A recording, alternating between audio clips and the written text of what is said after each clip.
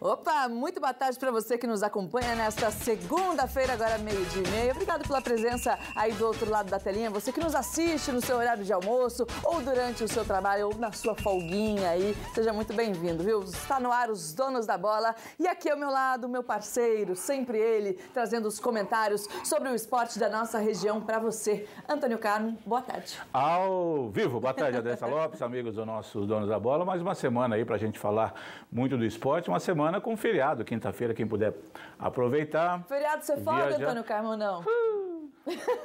Vamos ver, quem sabe a gente consegue, mas a escala... Ai, tá dando cãibra. A escala registra, estamos escalados.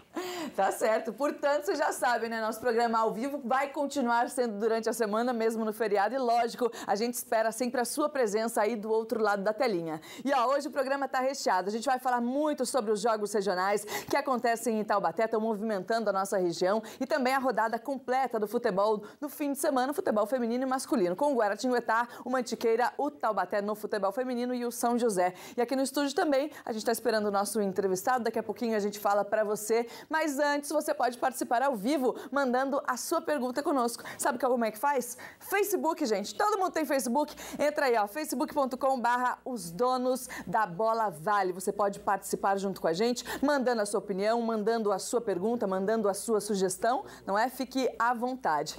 Seguinte, vamos então mostrar os resultados aí dos jogos da agenda do nosso final de semana com o futebol da nossa região. Põe aí na tela. De olho na Copa Paulista, o São José realizou na última sexta-feira amistoso contra a Volta Redonda.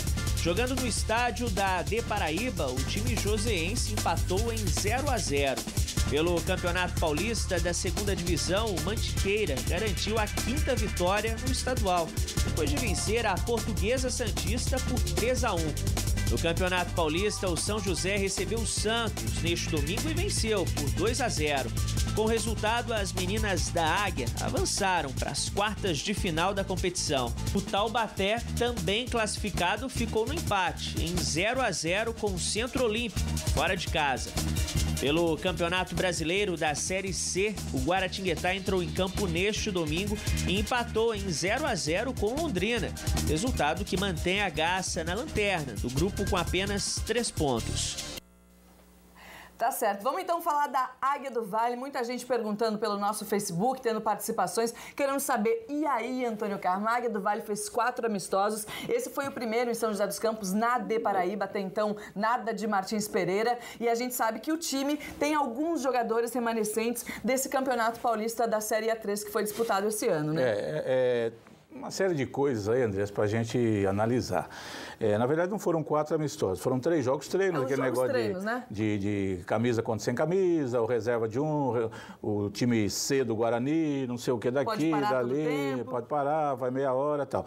Esse contra o Volta Redonda, aí sim, foi um amistoso, as equipes uniformizadas e tal, e que é pro Oliveira aquilatar melhor o poderio do time que ele vai botar em campo daqui 2 semanas, no sábado, dia 18 de julho, começa o campeonato da Copa Paulista. Certo. São José joga em casa, Joga em casa, começa jogando em casa. Aí, joga contra o Juventus.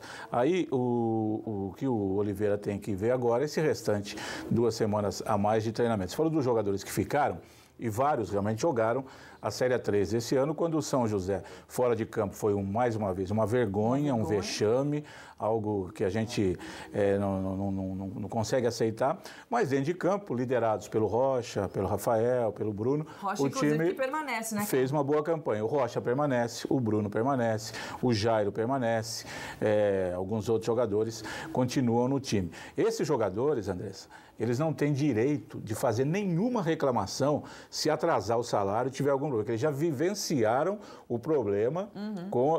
mas agora nós viemos por conta do Antônio Pádua. Muito bem. Então, está todo mundo confiando no Antônio Pádua, segundo eles. Fosse pelo Geleia, eles preferiam jogar no inferno com o capeta do que jogar com o Geleia. E o Rocha ainda tinha contrato por um ano que ele fez, quer dizer, né? aquela coisa idiota que a diretoria fez aí com um time de 3ª divisão, fazer um contrato de 1 ano, quando na verdade você tem que fazer um contrato por campeonato. Então, os jogadores sabem o terreno minado onde eles pisam, sabe da condição ruim demais que é a atual situação financeira do São José Esporte Clube. Tudo agora está com o Antônio Pada, que, aliás, em breve estará conversando conosco aqui para falar desse seu projeto. Jogadores, eu repito, os que ficaram, eles não podem reclamar de nada. Não, a gente acreditou de novo, não tem que reclamar de nada.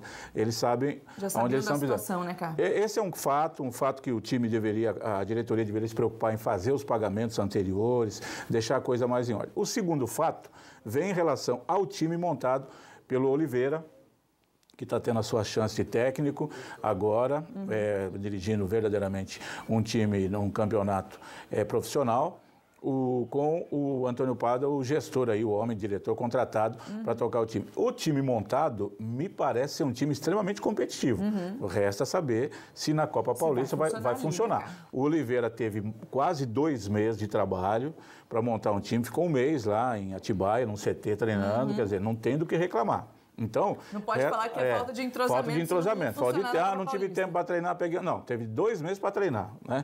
Então, nisso aí, se o time não render, o Oliveira tem a parcela de culpa dele. Se der certo, toda a parcela de merecimento também para o técnico Oliveira. Agora, a Copa Paulista tem 19 times apenas.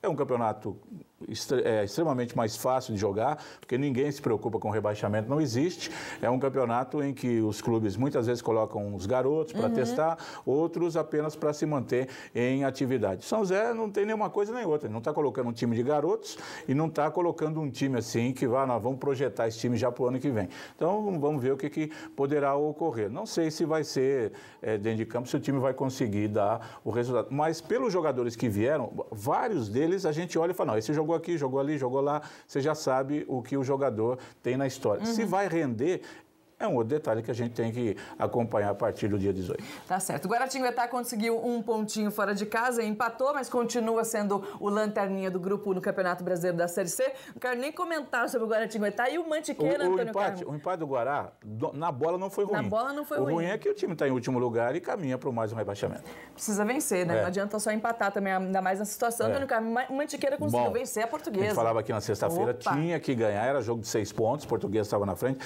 passou, entrou no G4, e está subindo na hora que precisa. Isso é importante, André. Você aproveitou bem o fato de jogar em casa e está conseguindo chegar agora num momento bom dentro exatamente do campeonato, se afunilando para a reta final de classificação. É o bom momento vivido pelo time que tem que continuar assim. Que assim continue. Já no Campeonato Paulista de Futebol Feminino, os 2 times da região já estavam classificados, só o São José que subiu de posição, né? E aí vale a pena para ele, porque se ele ficasse em terceiro, ele pegaria um outro adversário com o segundo jogo fora. Sim. Com a Ferroviária agora, ele pega a Ferroviária primeiro em Araraquara, segundo em São José. E o Taubaté tem uma pedreira, vai pegar o Audax.